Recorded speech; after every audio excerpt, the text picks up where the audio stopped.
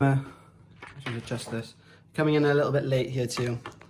It doesn't appear that anyone's actually here, so it's okay. But couldn't get my intro to work. I've tried copying Tech Automotive's TV in the background setup that he has, but that also isn't working for me for some reason. It's all going on here tonight. Okay, but welcome to, what are we on now? Four? Episode 4 of Thursday Night Lies with Els Autocare. So today I'm going to be, so last week we talked about top tips for a mobile mechanic, and today we're going to be talking about servicing. So something I get cheaper than somebody else or more expensive than somebody else, and they get different quotes. So this is a video that I've been wanting to make for a while, and I couldn't decide how I'd set it up and how I'd create that video. So I thought I'd just come onto a live and just chat with you and make the video that way. Stevie not working is really doing my editing. Can you see how it's flickering? I don't know why. Anyway, so one of the annoying things about the motor trade is, it's one of the annoying things, and it's one of the loved things as well, I feel, is that it's not regulated. And that means that when it comes to servicing, there's no set rules. So with an MOT, you have to have a certain way in a certain period of time. And if the car doesn't meet the standards set by those tests, then it's not roadworthy. You need to fix it and get up to those standards. With a service, although a service is, so the way it goes is an MOT here, and it's the bare minimum to keep you roadworthy, and the service is up here, and it's a higher standard to keep your car on the road for as long as possible, whereas an MOT is just if the car's in good nick that day. So I'll have a look at your vehicle and say, yes, it's in good nick today. In 6 months' time, you're going to need new discs, or 6 months' time, you're going to need new springs, or the pipes are corroding on the back, whatever, all sorts of different things that will give you an overall image of how the car will be in a period of time, where you don't always get that with, it's not always, you never get that with an MOT. So it's up to the garage or the mechanic on what they do as that service. So these are some sort of some things to bear in mind when you price up the service, so you can make sure that you get the right service for you. So the service that you need. Sometimes it sounds like somebody's expensive, but you're getting a better value and a better quality of money from that person. So when I service a vehicle, the first thing I think is probably, I'm going to say is, if there's the most important thing, if not one of them, I'm going to say is quite high. There's parts. So the way the parts are set out is that you'll have original parts. So those original parts would be, if you got a Ford KA, you'd get the original Ford filter. It's your original parts. But then you go down a tier, which is original quality. So what happens there is Ford doesn't actually make their own filters. So I can't think of who makes Fords, but things like off the top of my head, hi Tech, how's it going, Rob? So one of the things, so I think it's BMW. MAL will make a lot of filters for BMW. So it's not original filter, but it's original quality filter. And then you have equivalent to original quality. And that's, they've bought the pattern. Hey, Rob, can you notice I've tried copying your TV thing, but my TV's not working. Anyway, the ones that I use are equivalent. So they've bought the pattern off of MAL, and they're making them to the same size and quality.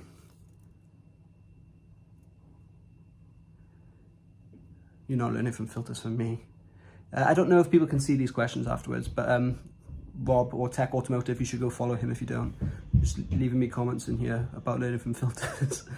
But anyway, so yeah, so you want to make sure is that somebody uses those, if you then you got the third filter, which is equivalent to the original filters anyway. And then the next one down is just like a huge jump where you'll get like, I'm not naming any brands, but some that are terrible. I've had some that were falling apart after 6 weeks, not 6 weeks, 6 months and things like that. That's just not great at all.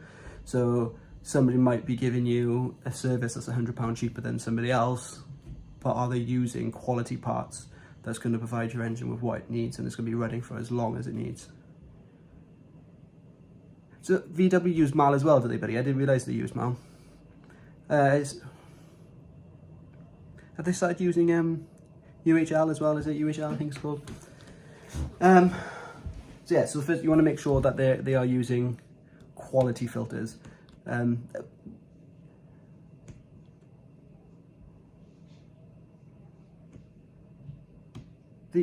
What do you mean by genuine filters?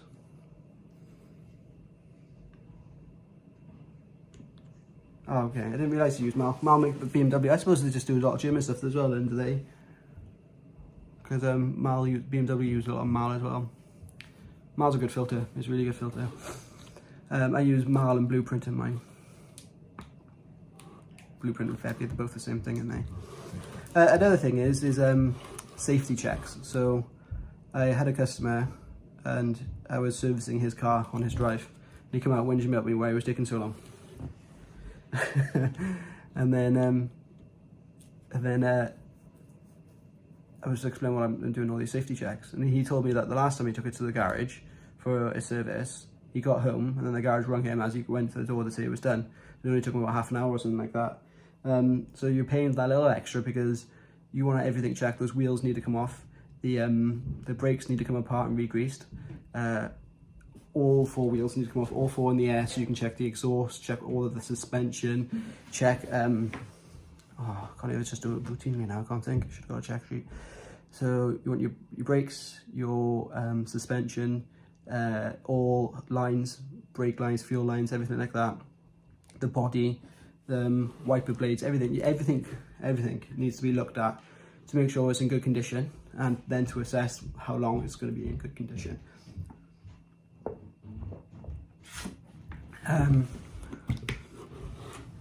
But if you don't do that, then you don't know. So again, that means somebody could be cheaper or more expensive based on what they're actually doing. So we've got what they're using, and what they're doing is variables in how well they do it.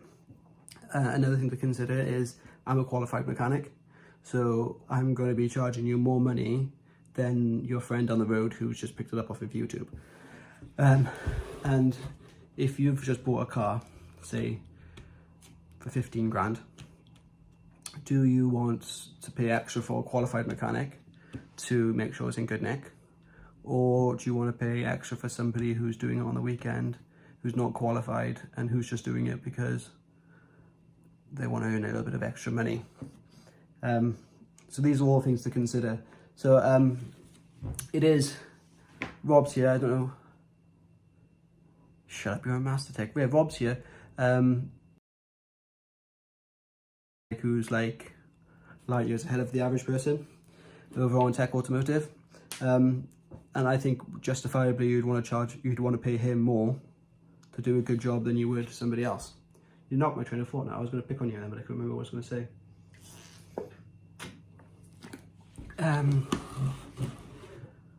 So we've got what we're using, how we're using it, sort of the skilled person to do it, and what we're actually doing. And these are just things to consider, because I've been out to repair vehicles after people who aren't capable of servicing cars properly, that sounds really rude, that aren't servicing cars properly, have messed things up.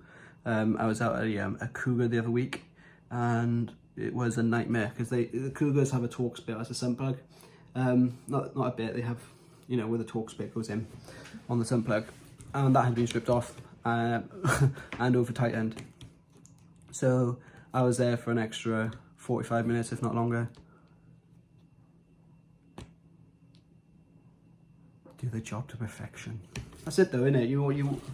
Do you want to pay good money for the job to be done to perfection, or do you want to pay a little bit of money and then need to get it done sooner than you should do? But this one with the Cougar, it took me extra time to get the sump plug off because the person before obviously didn't know that they had to torque up the spec and then probably even replaced it at that point. But this is all things to consider, because what I was saying, Rob, is that how services aren't regulated, and that your service will be different to my service, and that so like a gold standard in one garage might be a bronze standard in another, or might be like a platinum standard in another. What's the other words you use? Full and major. These are words that we use, and it almost just confuses the consumer rather than gives them any information. So I'm getting a full service over here, and they're like, oh, does that include spark plugs? No, that's a major service. So when you ask for a quote for a service, make sure you ask exactly what parts they're using, which parts they're changing. I think the mechanic might be a bit, I don't know what the word is, might get a little bit offended if you ask them if they're qualified. But check out the reviews and do a standard. Check out the reviews, check out the garage, and make sure you have that confidence with them before you go forward with it. And another comment of Rob here is, absolutely, there is no set standard that are uniformed across the UK, and it's not, and that's the issue. Rob, I don't know how customer facing you are, but that's the issue we're posed with, because if I charge somebody £250 for a service, they think I'm doing it expensive because the guy down the road is willing to do it for 100 quid, but he's not using quality filters and things like that, you know, and people don't really see what the difference is, because we use terms like full and platinum and things like this.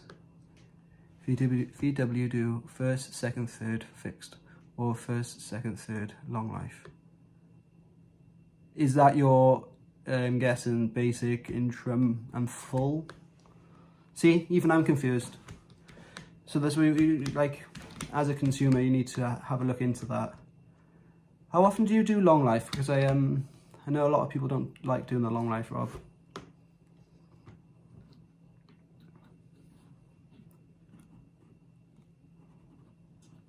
Your major service is £500. That's a Rob Tech Automotive here. He works for VW, and their major service is around £500. But I'm willing to guess that that would be all the filters, spark plugs if it's a petrol, full safety,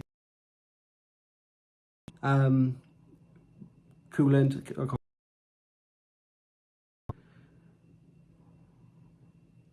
I'm assuming as well, because you're a main dealer, then the car's going to get a wash and add flushes and things like that in there as well. 18,500 miles or 2 years is long life. Yeah, see, Phil works at a major, but I can guarantee you that a lot of the backstreet garages, who are around me anyway, who are charging £300-400 for that level of service, now maybe the £300 ones are doing it properly, oh, you fix all recalls on that service as well, do you? Oh, okay, I didn't realise that. That's quite interesting to know, actually. But a lot of backstreet garages around here won't be checking your gearbox oil. They won't be flushing your coolant. I can't imagine. I can't imagine that they would even be checking the schedule. That they would just be like, right, what service do you need or want? And then it sort of puts the onus on you. But yes, my message to the consumer is, to the consumers that is, free Wi-Fi and coffee. All right, mate. Look at the dongle for everyone so they can have free Wi-Fi off the van. But my message to the consumer is that the reason why services fluctuate in costs is because of things like the standard of work, the standard of parts, and the work that actually is being carried out. So if you're looking for a service and you're in the market for having yours done, make sure that you check those things, because one might be 150 and the other one might be £100, but the £150 you're getting a lot more for. So just ask those questions. Don't be shy to ask, and then crack on with your day. Right, I'm gonna go now. If you want to continue watching my live, then you can head over to TikTok, because Thursday is my live nights. So I'm gonna go have 10 minutes over on TikTok and post out a live over there. But thank you for watching. I'm gonna work on my intro and I'm gonna work on this rubbish TV. Cheers, guys.